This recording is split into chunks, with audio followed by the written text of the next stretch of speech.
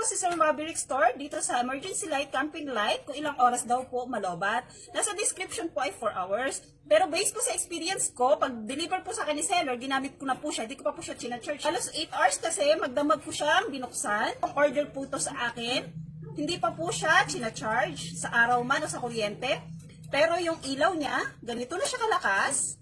Kita nyo? Ito po yung camping light, may handle na siya. Tapos ito naman po yung flashlight, ito po yung button niya. Yan, ganito po ang handle niya. Pwede rin pong pagsabayin, pero pwede rin naman pong isa lang. Ito yung cord sa cellphone. Ito po yung connector niya.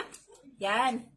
Ito po, yan, pwede yan. Yan, nakakonect po yan. Huwag nyo pong gagamitin yung ilaw habang sinacharge sa cellphone kasi possible na masira yung phone nyo. Kaya kung pwede lang, i-charge nyo lang muna siya.